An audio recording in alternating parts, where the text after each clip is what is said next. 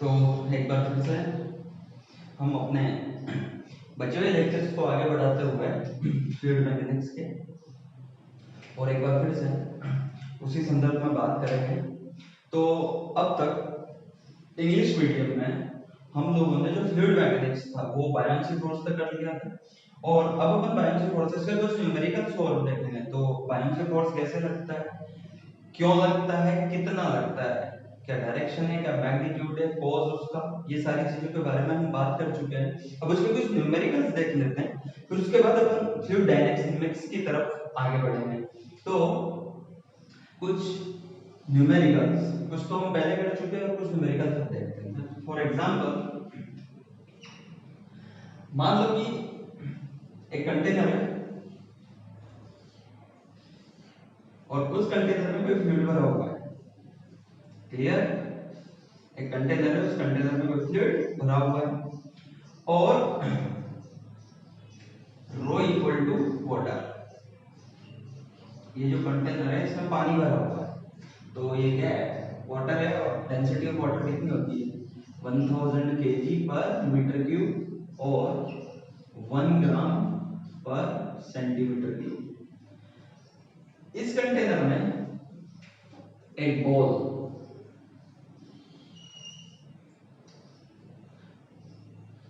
को एक डोरी से बांधा हुआ है, एक string. This is string, this is a sphere of rho equal sphere of specific gravity. अब शब्दों की तरफ ध्यान देना। स्पेसिफिक ग्रेविटी, जो इसकी स्पेसिफिक ग्रेविटी है वो दे रखी है 0.5। कितनी दे रखी है 0.5।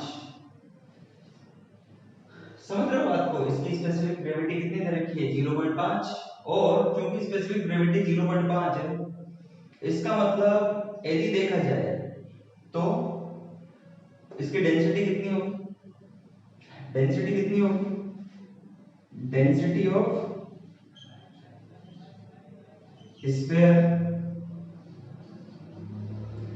इक्वल टू क्या होता है, density of material upon density of sphere या स्पेसिफिक ग्रेविटी।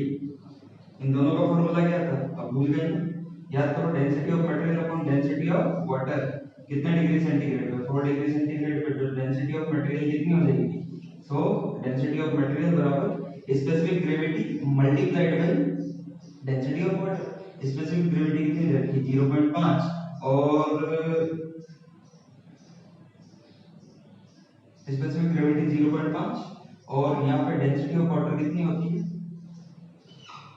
इनटू 1000, तो कितना आ गया 500 kg पर metre cube.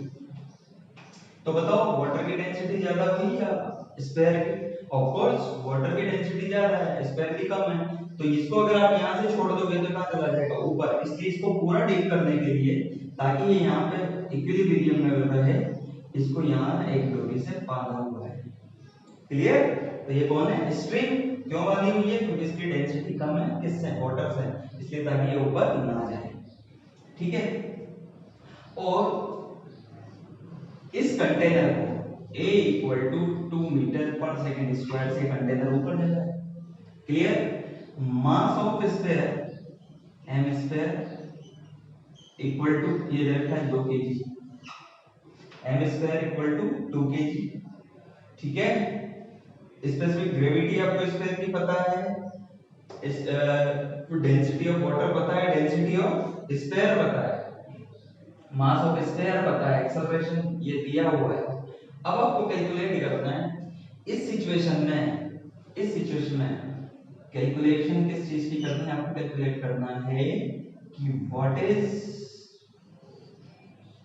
The tension force, what is the tension force P in the string. आप इस सवाल को ढंग से नोट करें। देखो मैं एक बार फिर से एक्सप्लेन कर देता हूं। एक कंटेनर है, इसमें एक स्फीयर है, उसे किसी डोरी से बांधा हुआ है। पूरा डुबो के क्यों बांधना पड़ा, ऐसे ही छोड़ देते हैं। क्यों बांधना पड़ा, क्योंकि डेंसिटी ऑफ स्फीयर कितनी 500 is less than the density of water. तो अगर इसे छोड़ोगे तो कहां चला जाएगा ऊपर, इसलिए इसको पूरा डिप कर दिया मान दिया ताकि किस में बना रहा है इक्विलिब्रियम में। और इस कंटेनर को a बराबर 2 मीटर पर सेकंड स्क्वायर से कहां ले जाया जा रहा है ऊपर। अब आपको इस सिचुएशन में और इसका मास दिया हुआ है कितना 2 kg, mass of sphere is 2 kg, density of water 1000 kilogram पर मीटर क्यूब। तो आपको कैलकुलेट करना है what is the tension force T in the stream. Just try this numerical.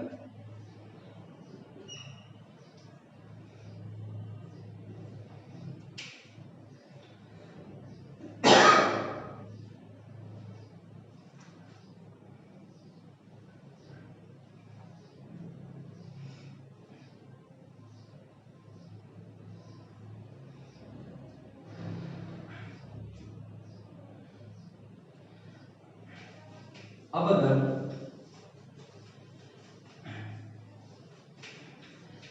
हम इसका सॉल्यूशन देखें तो इसके सॉल्यूशन में सबसे पहले आपको इस चीज का ध्यान देना पड़ेगा कि हमने जो सीखा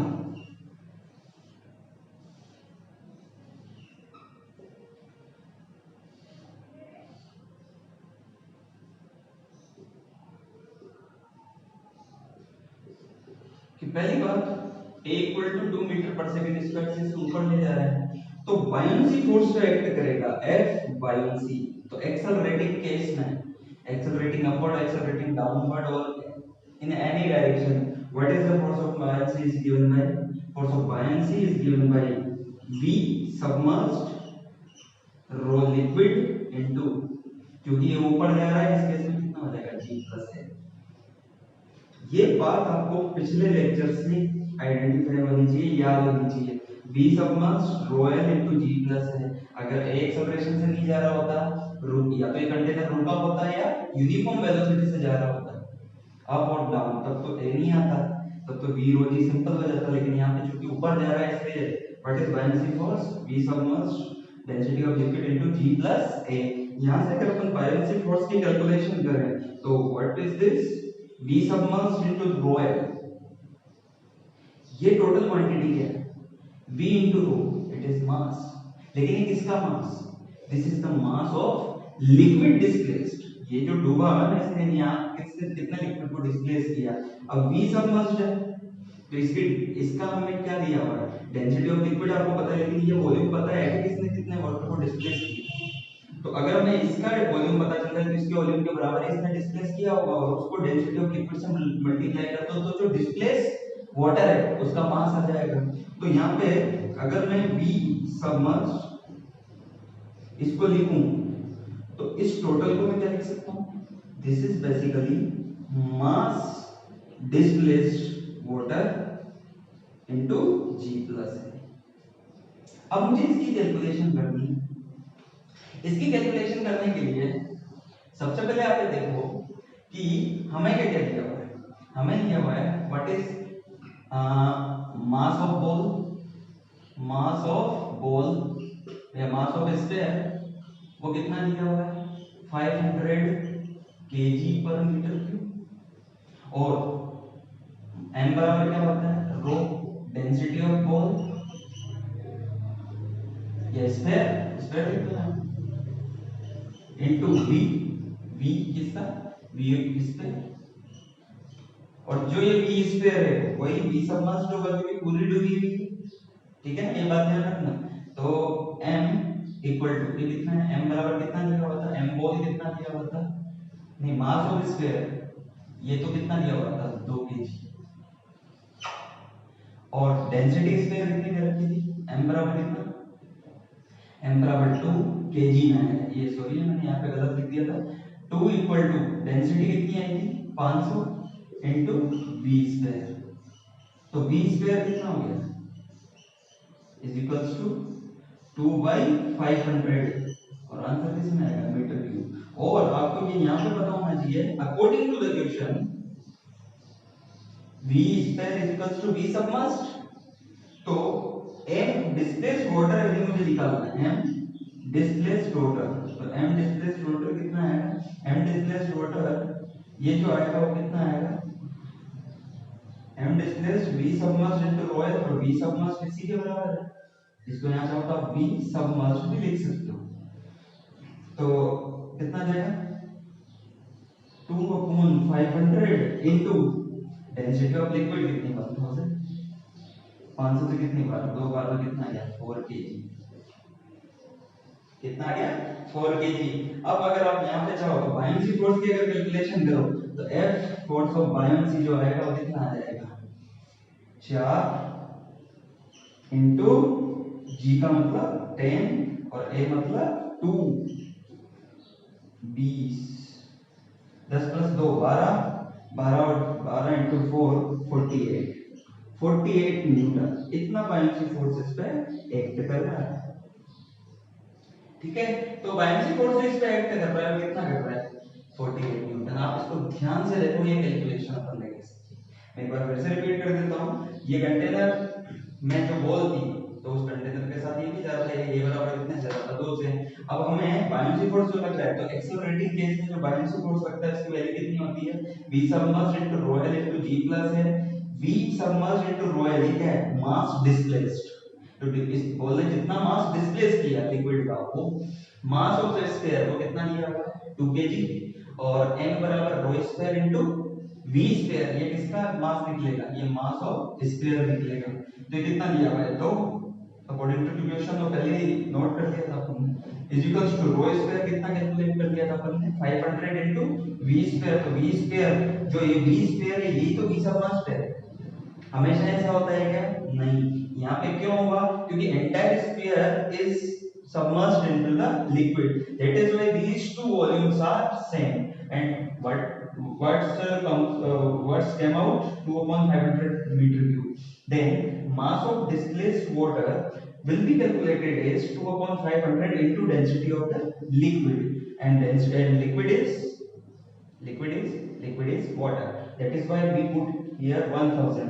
After calculation it comes out to be 4 kgs, and hence the buoyancy force equal to, when we put m displaced water is to be 4, then 4 into 10 plus 2, and this force calculated is 48 newtons.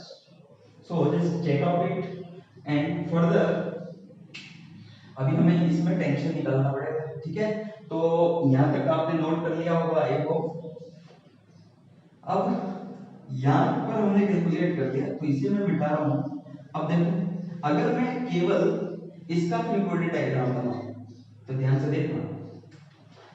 अब आप इसे ऐसे देखो, अगर आप container में बैठो तो कंटेनर में अगर अपन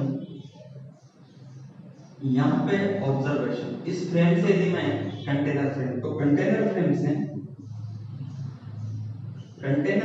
से यदि इसका फ्री बॉडी डायग्राम बनाए, इसका एफबीडी ऑफ स्फीयर, तो कितना है बायनेंसी कहां लग रहा होगा, बायनेंसी ऊपर, ठीक है, इसका mg कहां लग रहा होगा, इसका खुद का किसका स्फीयर का mg मतलब इसका m2 into g कितना 20 न्यूटन। ये इसके अलावा टेंशन भी नीचे लग रही होगी तो टीबी की तरफ लग रहा होगा नीचे, और स्यूडो फोर्स, क्योंकि आप एक्सेलरेटिंग फ्रेम में बैठे हुए हो जिसपे स्यूडो कहां लग रहा होगा नीचे, और what is pseudo mass of the body into acceleration of the frame. तो m कितना मास ऑफ द बॉडी कितना है, इसका मास 2 इनटू एक्सेलरेशन कितना है 2, कितना हो गया 4। अब इस कंटेनर के रेस्पेक्ट में तो रेस्ट पे है ना, तो total upward force is equals to total downward force, तो ये कितना आएगा Fb equal to T plus 20 plus 4, T plus 20 plus 4, और Fb कितना कैलकुलेट किया अपन ने 48, तो 48 20 और 4 24 इधर आया था -24 इज इक्वल्स टू टी। तो यहां से अगर देखो तो यहां से जो टी की वैल्यू निकल के आएगी टी बराबर कितना है 24 न्यूटन। देखो इससे, तो इस सवाल में हमने जो कैलकुलेशन की टी बराबर 24 न्यूटन।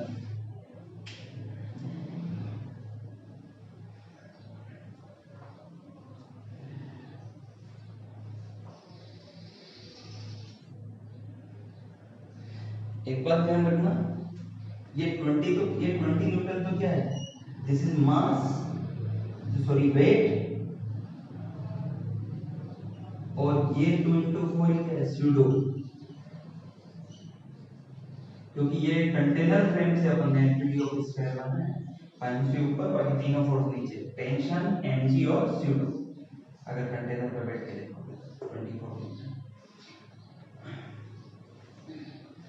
और अगर मान लो कि नहीं सर, अगर मैं ग्राउंड फ्रेम से बनाऊं इसे, अगर ग्राउंड पर बैठ के देखो और फिर अगर इसे बनाऊं तो क्या होगा, mg अभी भी काम लग रहा होगा नीचे, और mg कितना लगेगा 20, बायएंसी फोर्स किधर ऊपर Fp, और टेंशन भी किधर नीचे, और ये भी बोल दिए एक्सेलरेशन a बराबर कितना 2 मीटर पर सेकंड स्क्वायर से कहां लग रही है ऊपर, तो अभी भी क्या आ जाएगा Fb माइनस 20 माइनस t बराबर है net force is equals to mass into acceleration. यहां पे तो बैलेंस किया क्योंकि कंटेनर के रेफरेंस में तो ये नेट फोर्स इसमें कितना है 0, लेकिन अगर ग्राउंड से देखोगे तो ये एक्सेलरेशन से ऊपर जा रहा है तो नेट फोर्स Fb ऊपर माइनस इन दोनों को करके बराबर m इनटू है, m कितना है इसका 2 इनटू 2, अच्छा ma, Fb कितना है 48 minus 20 minus t equal to 4, t equal to कितना 48 minus 20 minus 4, again t equal to 24 newton. ये कहां से बना है, ग्राउंड, ग्राउंड फ्रेम।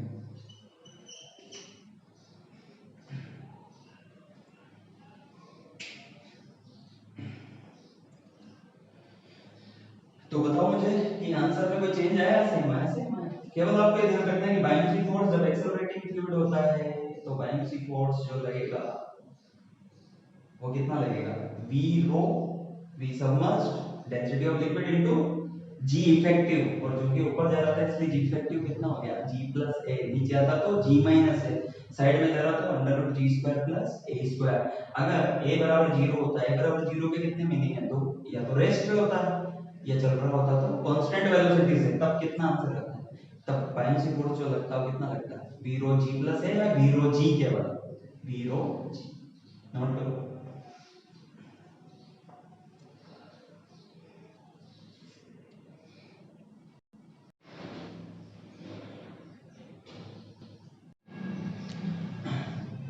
इसी क्रम में आगे बढ़ते हुए अपन चलते हैं नेक्स्ट एग्जांपल की तरफ। और नेक्स्ट एग्जांपल जो बेस्ट है थोड़ा सा रोटेशन से भी अपन इंक्लूड करते हैं उसे, उसके लिए आपको सबसे पहले एक बात पता होनी चाहिए, क्या आपको सबसे पहले एक चीज पता होनी चाहिए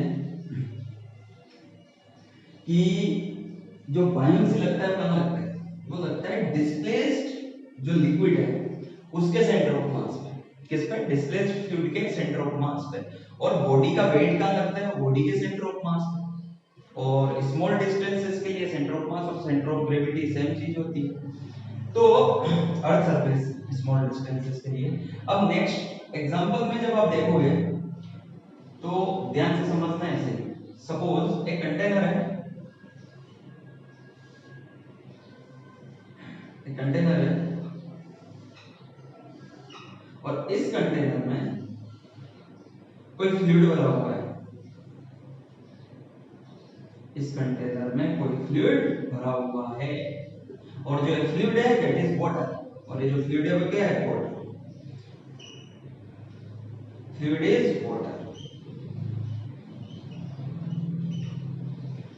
अब यहां से 3 मीटर नीचे, वर्टिकल से 3 मीटर बिलो, बिलो 3 मीटर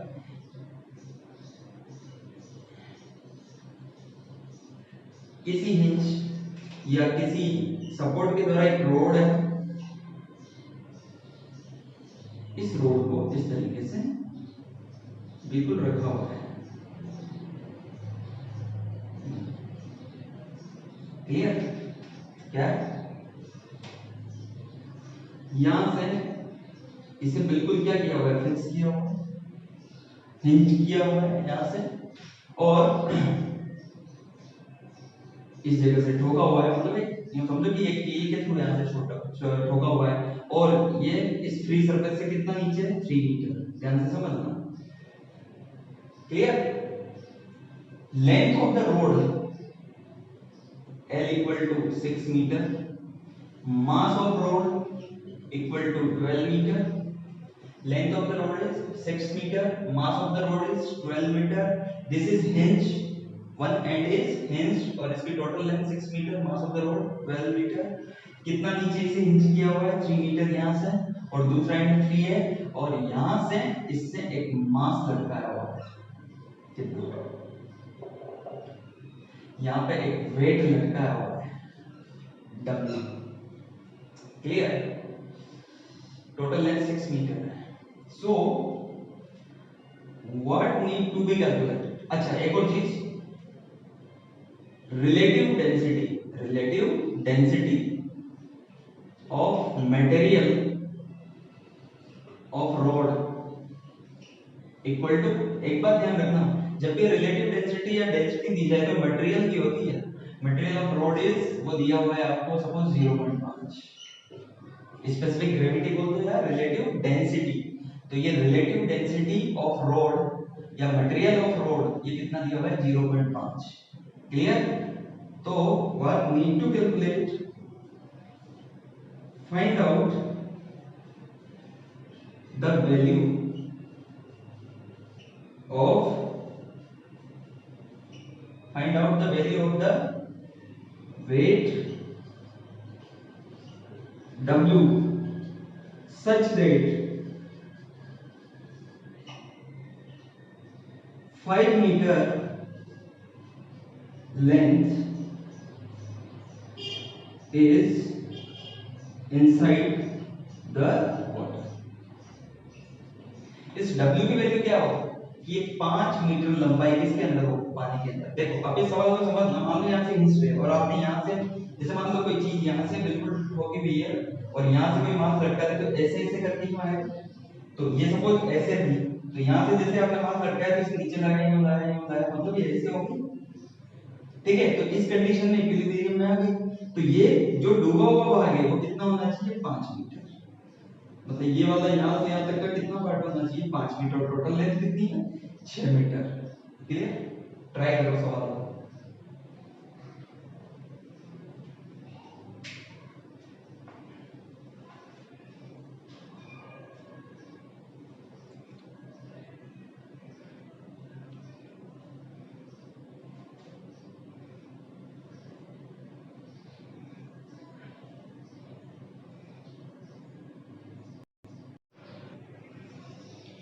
तो 5 मीटर लेंथ इसके अंदर. अब इस सवाल को सॉल्व करने के लिए सबसे पहले आपको कंसेप्ट ये पता होना चाहिए कि सवाल पूछ क्या रहा है. दूसरा कंसेप्ट ये पता होना चाहिए कि ये अगर इस जगह पे बैलेंस्ड है और मान लो ये टोटल लेंथ 5 है, तो एक तो इसके नीचे mg लग रहा होगा, ऊपर बायन से लग रहा होगा, फिर यहाँ से हिंज फोर्स लग रहा होगा. इस जगह पे ये सपोर्ट है ना, तो सपोर्ट भी तो फोर्स लगा रहा होगा, और हिंज फोर्स को हमेशा दो परपेंडिकुलर डायरेक्शन में बाइफरकेट कर देते हैं. तो यहाँ से सपोज मैं इसका जो फ्री बॉडी डायग्राम बनाता हूँ, तो इसका फ्री बॉडी डायग्राम देखो कैसा बनेगा, समझना.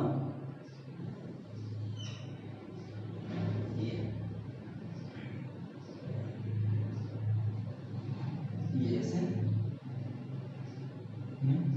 और मान लो इस जगह से जो हिंज फोर्स है, फोर्स ऑफ हिंज, इसको मैंने दो परपेंडिकुलर डायरेक्शन में बांट दिया कि ये जो हिंज है, ये जो कील है, ये हिंज फोर्स, ये जो कील है यहाँ से ठोक रखा है, ये भी तो फोर्स लगा रहा है. इसको दो मैंने डायरेक्शन में बांट दिया. यहाँ W है नीचे, W, ये टोटल कितनी लेंथ है 5 मीटर, यहाँ तक 5 मीटर, बची हुई लेंथ कितनी हो गई 1 मीटर आउटर साइड पे, ये W. ठीक है? और ये वर्टिकल कंपोनेंट ऑफ, और ये इसको मैंने बोल दिया y और इसको बोल दिया मैंने x. ठीक है? अब अगर मैं आपसे पूछूं कि अगर आपसे पूछा जाए कि बताओ और कौन कौन से फोर्सेस लगे, तो ये 5 मीटर में यहाँ पे लिख देता हूँ, ये 5 मीटर आप इसे कंसीडर कर लेना। ये टोटल कितनी हो गई 5 मीटर, ये 5 मीटर जो इसके अंदर है, लेंथ टोटल कितनी है 5, और ये बची हुई लेंथ कितनी है 1 मीटर। ठीक है, this is 5 metre that is inside the fill, और ये 1 मीटर और वर्टिकल लेंथ कितनी थी 3 मीटर। अब आप ऐसे देखो कि एक तो इसके टोटल वेट नीचे लग रहा होगा कितना mg, और m कितना है 12 और g कितना 10, तो 120 न्यूटन ये तो लग रहा होगा नीचे, और बायन्सी फोर्स वो लग रहा होगा कहां पे ऊपर। अब बायन्सी कहां लगता है, ये बात इंपॉर्टेंट है।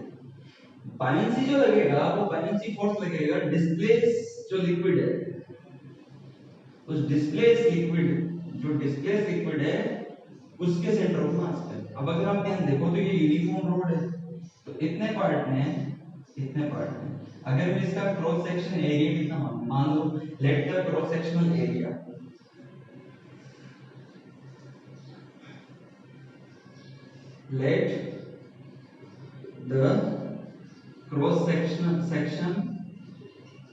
area of rod is equals to a, और एरिया मल्टीप्लाई बाय लेंथ वो क्या होता है वॉल्यूम, तो वहां से वॉल्यूम आ जाएगा। अब आप एक बात बताओ कि अगर ये पूरा वॉल्यूम इसने डिस्प्लेस किया होगा, ये टोटल ये वॉल्यूम इनसाइड द लिक्विड है, इतना ही तो इसने लिक्विड को क्या किया होगा डिस्प्लेस, तो इसका सेंटर ये इसके मिडिल में होगा, तो टोटल लेंथ कितनी है 5, तो यहां से इस 2.5 मीटर डिस्टेंस पे ऊपर लग रहा होगा कौन बायन्सी। अरे बात समझ आएगी, बायन्सी कहां लगता है, बायन्सी लगता है डिस्प्लेस्ड फ्लूइड के सेंटर पे, तो डिस्प्लेस्ड फ्लूइड का तो 5 मीटर ही हुआ ना, तो टोटल 5 है, तो डिस्प्लेस्ड फ्लूइड जो की वजह से जो बायन्सी लग रहा होगा, तो बायन्सी कहां लग रहा होगा 2.5 मीटर पे, कहां इस जगह से 2.5 मीटर, तो बायन्सी जो लग रहा है, अब मान लो कि ये एंगल थीटा है, तो ये एंगल भी थीटा होगा। ठीक है, इस एंगल को अगर अपन थीटा मानते तो एंगल भी थीटा होगा, और अगर ये एंगल थीटा होगा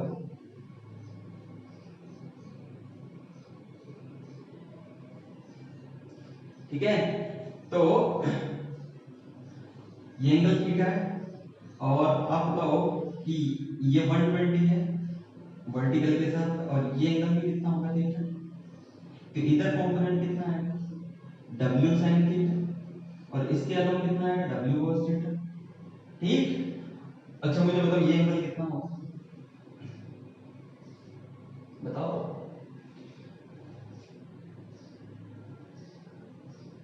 ये थीटा, ये 90 माइनस थीटा, क्लियर, ये थीटा, ये 90 माइनस थीटा, ये 90,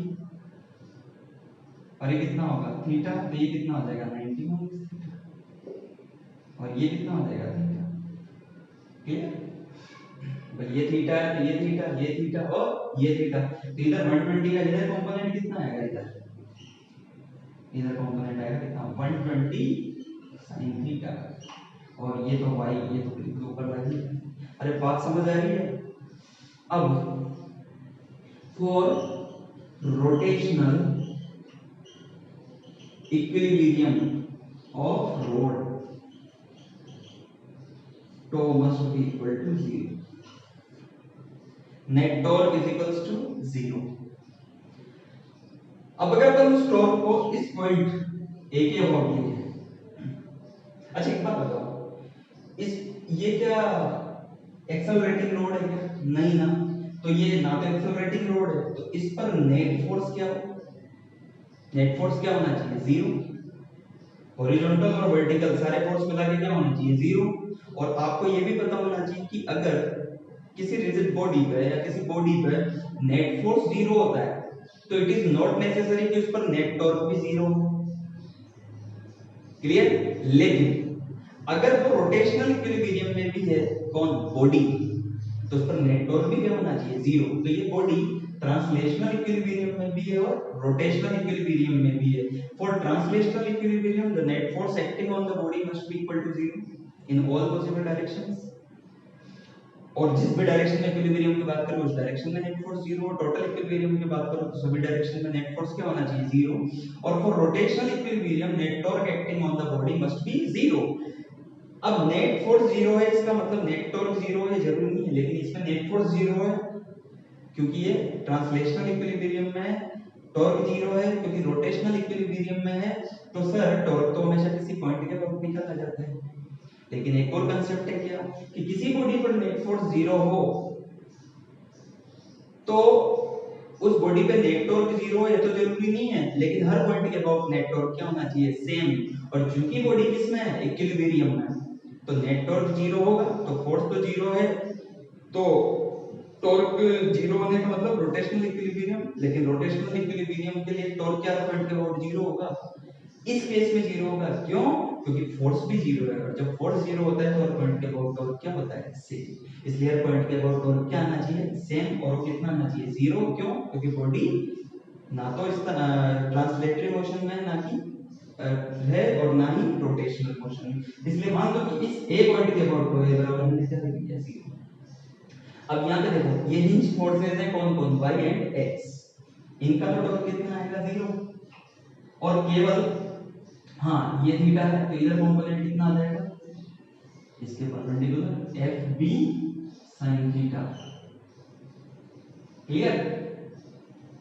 अब आप मुझे बताओ कि यहां से एफ बी साइन, देखो इसका कंपोनेंट एक इधर और एक इधर, तो इसी के अलोंग, इस लाइन के अलोंग आने वाले सारे जो जो फोर्सेस, जो कंपोनेंट ऑफ फोर्सेस इसी पॉइंट से पास करेंगे, उनका तो नेटवर्क कितना आ जाएगा, जीरो। तो यहाँ पे केवल किसका टॉर्क होगा, एफ बी साइन थीटा का, 120 sin थीटा का और w sin थीटा, क्योंकि बाकी सारे कंपोनेंट इसी पॉइंट से पास करते हुए नजर आएंगे, एक्सिस ऑफ रोटेशन या पॉइंट ऑफ रोटेशन। तो टॉय बराबर जीरो, तो नेट, इसका नेट टॉर्क जीरो करने के लिए net clockwise torque is equals to net anti clockwise torque. तो यहां से r इधर और r क्रॉस f बाहर, तो f b sin theta into ये डिस्टेंस कितनी, अभी बात की थी 5 का था कितना, 2.5। तो क्या लिखोगे, F B sin theta into 2.5 perpendicular distance, force into perpendicular distance। ये इसकी बात करो, ये कितना 120 sin theta, r इधर, r क्रॉस है अंदर, तो अगर बाहर वाले डॉट को आपने प्लस माना तो इस वाले को मानोगे माइनस, तो माइनस 120 sin थीटा इनटू ये टोटल लेंथ, ये mg किधर लगता है, इसके सेंटर पे, रोड के सेंटर, रोड का सेंटर कितना 3 मीटर पे, तो 3 और 1 बचा w sin थीटा, और यहां से कितनी दूरी पे है 6, इसका भी minus minus 6 into w sin theta must be equal to net torque is equals to 0। तो ये तो था आउटवर्ड और ये बाकी दोनों कैसे हैं, इनवर्ड। अब यहां से अगर देखें तो क्या लिखा हो जाएगा, F B sin theta into 2.5 is equal to 120 sin theta into 3 minus 6 w sin theta। भाई मैं इस प्लस को क्यों कर जाते हैं, सब तरफ से sin theta कैंसिल आउट, तो force of buoyancy into 2.5 is equal to 120 into 3 360 plus 6w। ठीक है। अब बायनेंसी फोर्स कितना लगता है, एफ बी इक्वल टू होगा, एफ बी अगर अपन यहाँ पे बात करें तो F of buoyancy, buoyancy force जो लगेगा वो कितना लगेगा, इसे बिठा रहा हूँ, बायनेंसी फोर्स जो लगेगा वो लगेगा sir, force of buoyancy equal to rho V G, और रो वी जी कितना, रो डेंसिटी कितनी, लिक्विड की डेंसिटी कितनी 1000, clear, into density of liquid volume submerged. तो वॉल्यूम ए क्रॉस सेक्शन माना था, अभी हमने लिखा था ए क्रॉस सेक्शन, और लेंथ कितनी डूबी हुई है 5, तो 5 into A, 5 into A into G मतलब 10, कितना आ गया 50 into 10 to power 3 A. Clear? तो यहाँ पे क्या लिख दोगे 50 into 10⁻³ into a into 2.5 plus बराबर 360 प्लस 6w। ध्यान से देखना आप इसे। अब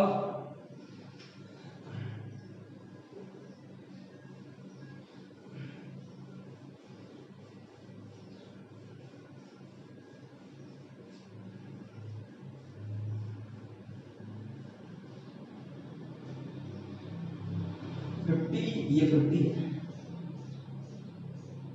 अब देखो अब यहाँ पे कि mass of the road is equals to density of the road into volume of road। देखो एरिया कैसे निकालता है और वॉल्यूम ऑफ द रोड कितना होगा, area multiply by total length. भाई टोटल वॉल्यूम क्या होगा, total cross section area multiply by total length. Mass कितना रहता है 12 केजी में, 12 रो रोड। अब ध्यान से देखना, डेंसिटी ऑफ रोड अगर मुझे निकालनी है तो density of rod equal to relative density multiply by density of water. Relative density कितनी रखी थी 0.5 इनटू 1000 कितना आया 500 केजी पर मीटर क्यूब। तो m बराबर मतलब 12 बराबर 500 इनटू एरिया मल्टीप्लाई बाय 6। तो यहां से कितना आ जाएगा 6 दूनी 12, एरिया बराबर कितना है 2/500 मीटर स्क्वायर। अगर इस वैल्यू को यहां पे रख दिया जाए 2/500 तो यहां से कितना आ जाएगा 50 into 10⁻³ into 2/500 into 2.5 is equal to 360 plus 6w। तो ये कितना आ जाएगा, देखो अगर मैं 2 कर दूं तो ये 500 हो जाएगा, इससे कट जाएगा कितना बचा 10 का स्क्वायर 100 इंटू 2.5 ये हो जाएगा 250 इंटू 2 500। तो 500 इसे यहाँ पे सोल्व करते हैं ऊपर यहाँ के बाद कितना आ जाएगा 100 के 10 स्क्वायर है तो 200 इंटू 2.5 ये कितना आ जाएगा 500 इक्वल टू 360 प्लस 6w। 360 इधर आया तो कितना बचेगा 140 इज इक्वल्स टू 6w। तो w is equals to 140 divide by 6 और ये आएगा कितना 6 दूनी 12 बचा कितना 2 इधर 2 6 18 बचा 2 फिर 0.3 और ये आंसर आएगा न्यूटन। तो W is equals to 23.3 Newton.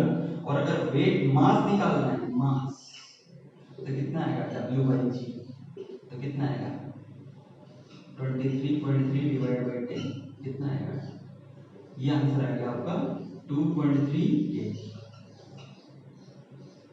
मास निकालना है उस लोग जो लड़का रखा था जो वेट रखा है उसका मास 2.3 kg और वेट निकालना है तो वेट कितना है 23.3 kg। ये प्रोसेस है सर, ध्यान से देखना क्वेश्चन को भी कैसे किया।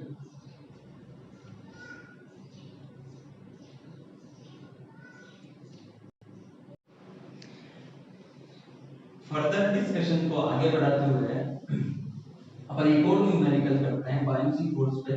देखो बायोसी फोर्स एक नए टाइप का फोर्स है, तो जब भी सवाल ये इससे मिक्स सवाल भी काफी बनता है। ये जो क्वेश्चन किया अपन ने कि रोटेशन प्लस फ्लूइड मैकेनिक्स का एक मिक्स क्वेश्चन हो जिसमें आपको रोटेशनल इक्विलिब्रियम के बारे में पता होना चाहिए। इसी तरीके से जो भी न्यूमेरिकल्स आए हैं वो एक नया फोर्स आ गया, जैसे न्यूटन लॉज ऑफ मोशन में जितने भी फोर्सेस अपन ने अलग अलग देखे थे कि ऊपर से साइड से जो भी फोर्सेस हैं उनमें एक और फोर्स इंक्लूड हो जाएगा। जब आप 12th में जाएंगे तो वहां पे भी नए नए फोर्स आएंगे, जैसे इलेक्ट्रोस्टैटिक फोर्स मैग्नेटिक फोर्स, इन सबके इंक्लूजन से जो नेक्स्ट क्वेश्चंस बनते हैं तो फिर और ज्यादा उन सवालों में टफनेस बढ़ जाती है। ठीक है, तो बायोलॉजी भी एक नया फोर्स इंक्लूजन है राइट। अब एक नया सवाल अपन करते हैं कि सपोज एक कंटेनर है, इसमें पानी भरा हुआ है, ठीक है, एक कंटेनर है जिसमें पानी भरा हुआ है, ठीक, a container contains the water, और इस कंटेनर में पानी भरा हुआ है और इसके ऊपर, ध्यान से समझना इस क्वेश्चन को, इस पे एक block, cubical block, this block is cubical block, cubical block, इस पे फ्लोट कर रहा है, और cubical block of density is equals to 500 kg पर मीटर क्यूब। एक क्यूबिकल ब्लॉक है, इसकी डेंसिटी कितनी है 500 kg पर metre cube and side length is L, length equal to L। समझ के बात को? अब देखो क्या है कि क्यूबिकल ब्लॉक इज फ्लोटिंग, ये तैर रहा है और डेंसिटी 500 kg पर metre cube and side length कितनी है L on the surface of the water, और ये तैरते हुए इसके जस्ट नीचे की स्प्रिंग रखी हुई है, massless spring, massless spring of force constant K, force constant K की एक मासलेस स्प्रिंग यहां पे रखी हुई है, समझ गए? दिस इज वाटर, ये क्यूबिकल ब्लॉक जिसकी साइड लेंथ कितनी है, डेंसिटी कितनी है 500 kg पर मीटर क्यूब, और इसके ऊपर तैर रहा है, और ये जो इस तरीके से इधर है, किसका जो लोअर सरफेस है, the lower surface, the lower surface of, the lower surface of cubical block, block just touches the spring, the lower surface of cubical block just touches the spring, ये cubical block की just touch कर रही है, इसे दबा नहीं रही है, ये just क्या कर रही है, touch, then what weight W should, what weight W should put on the cube so it completely dip in water, समझ रहे हो सवाल को? The lower surface of cubical block just touches the spring. The weight, what weight W should put on the cube so that it completely dip in the water. इसके ऊपर कितना wait रखा है? अभी सिचुएशन ये है, तो इसे जस्ट टच कर रहा है स्प्रिंग को, तो इसके ऊपर हम कितना वेट रखें W कि ये पूरा का पूरा क्या हो जाए, डूब जाए, और जब ये डूबेगा तो सेकंड सिचुएशन का जो डायग्राम बनेगा वो क्या होगा कि पूरा का पूरा डूब जाए, और हाँ कौन डूबे, केवल एक बड़ा वाला क्यूब, क्लियर, छोटा वाला क्यूब नहीं डूबे, जो बड़ा वाला cube, so it completely dip in the water, clear होता है।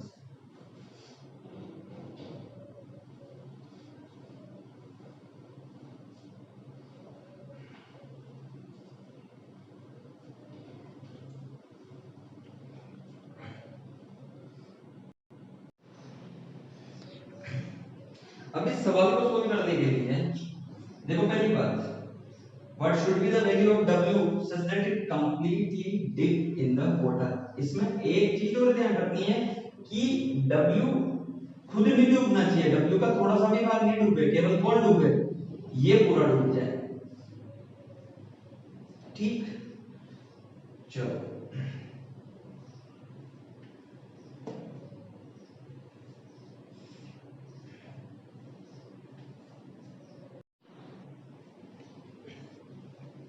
अब इस सवाल को सोल्व करने के लिए हमें थोड़ा सा दिमाग लगाना पड़ेगा। क्या देखो, सबसे पहले जब आपने इसको इसमें रखा, जब ये ऊपर ही रखा था, तो क्या बोला कि स्प्रिंग को जस्ट टच कर रहा था, ठीक है, मतलब स्प्रिंग पे दबाव नहीं डाल रहा था, इसको जस्ट क्या कर रहा था, टच। अब मैं अगर आपसे पूछूं कि कितना भाग इसका इसके अंदर था, किसका, जब ये W नहीं था तो कितना भाग इसके अंदर था, तो बताओ कितना भाग डूब रहा होगा। तो ये निकालने के लिए इसका जो वेट है उसको भी किसने बैलेंस कर रखा है, बायनेंसी फोर्स ने। तो जब ऊपर W नहीं रखा है उस केस में क्या बनेगा कि फोर्स ऑफ बायनेंसी बराबर mg इस ब्लॉक के लिए। तो मास बराबर कितना होगा, बोल, बायनेंसी फोर्स कितना लग रहा होगा अभी, F बराबर mg, तो F भी बराबर mg लिखो। बायनेंसी फोर्स की वैल्यू क्या होती है, V submerged density of liquid, V submerged density of liquid, V submerged कितना, V सबमर्ज्ड है कितना, V सबमर्ज्ड है, मान लो कि टोटल लेंथ L है और ये x है, तो टोटल लेंथ L, तो ऊपर कितनी लेंथ है इसकी, L माइनस x, तो क्या लिखोगे, x इंटू नीचे का एरिया, और नीचे का एरिया कितना है, बेस एरिया a स्क्वायर, तो a स्क्वायर इंटू x, ये वॉल्यूम जो सबमर्ज्ड वॉल्यूम है, ये एरिया मल्टीप्लाइड बाय x, तो एरिया कितना, L square into x into density of liquid कितनी, 1000 into g, 10 must be mg, m मतलब डेंसिटी इंटू वॉल्यूम, अब क्यूब का, तो क्यूब का वॉल्यूम कितना, a क्यूब या l क्यूब इंटू, बोलो, डेंसिटी कितनी, 500 इंटू 10, इन दोनों को बराबर कर दो तो कितना हो जाएगा, l square x into 1000 into 10 equal to l cube into 5000, तो 5000 से ये 10000 टू टाइम्स, l स्क्वायर से l टाइम्स, तो x बराबर कितना आ गया, l। इसका मतलब अभी जो डूबा हुआ पार्ट है, तो l/2 पार्ट तो डूबा हुआ है और l/2 पार्ट अंदर है अभी। अब मैं इस पे, अच्छा, अभी जो बायनेंसी फोर्स लग रहा है, अभी जो बायनेंसी फोर्स लग रहा है वो कितना लग रहा था, इतना, और ये सिचुएशन अभी की है। तो इन करंट सिचुएशन,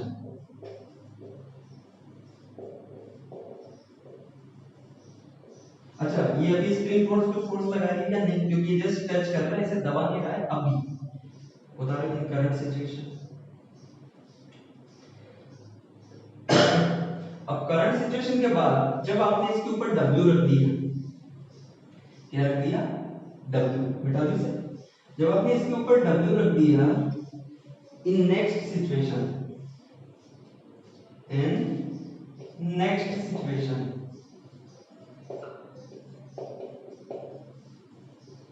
नेक्स्ट सिचुएशन में क्या होगा, नेक्स्ट सिचुएशन में होगा सर कि मान लो आपने इसके ऊपर क्या रख दिया, W। अब W रखते पूरा का पूरा ब्लॉक डूब गया और इसने स्प्रिंग को भी दबा दिया होगा। स्प्रिंग कांस्टेंट कितना है K, और यहाँ पे ब्लॉक कितने वेट का W, इसका मास m है, इसका W1 वेट है मान लो, क्लियर। तो कितना एक्स्ट्रा भाग यहाँ पे डूबा, तो इस W ने क्या हुआ, इस W ने क्या किया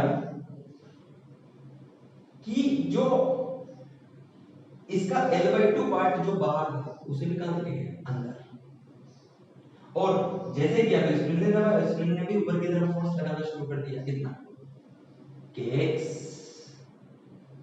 कितना फोर्स होता है स्प्रिंग फोर्स, kx। तो अगर इस सिचुएशन में मैं डायग्राम बनाऊं, इस सिचुएशन में यदि क्या बनाऊं डायग्राम, तो क्या लिखोगे, बताओ क्या लिखोगे, बताओ कितना। तो इस सिचुएशन में डायग्राम मतलब आप इक्वेशन लिख के लिखो, क्या लिखोगे, लिखो, ट्राई करो, क्या इक्वेशन लिखोगे,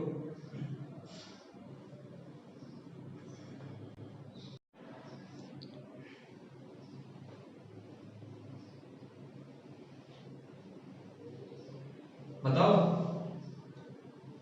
चलो, इस सिचुएशन में हम जो इक्वेशन लिखेंगे वो क्या लिखेंगे कि अभी के सिचुएशन में W प्लस W1, ये तो नीचे नेट फोर्स, ये वेट है mg, इसका तो m1g, इसका m2g, तो W प्लस W1 के x का लग रहा होगा ऊपर। अच्छा इसे कितना दबाया होगा, L/2, क्योंकि देखो L/2 तो है, तो पहले तो दब ही नहीं रही थी, तो ये जितना नीचे अपनी स्प्रिंग दब की होगी तो इसके ऊपर की तरफ फोर्स लगेगा कितना, के L/2, तो ये तो नीचे और के L/2 कहां पे लग रहा है, ऊपर, लगे spring force plus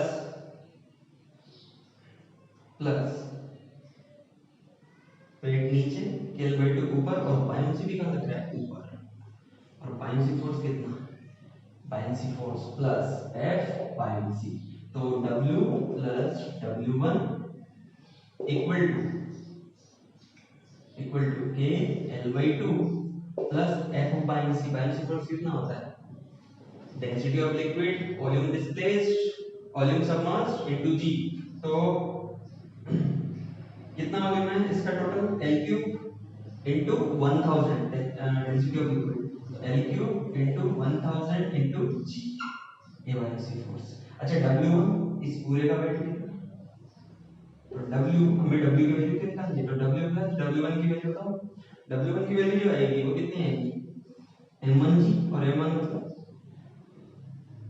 volume into density खुद की इनटू g, तो कितना वॉल्यूम कितना, L cube into 500 into g बराबर KL/2 plus L cube into 1000 g, यहां से W बराबर कितना आ गया, KL/2, ये 2 है, प्लस 1000 L क्यूब g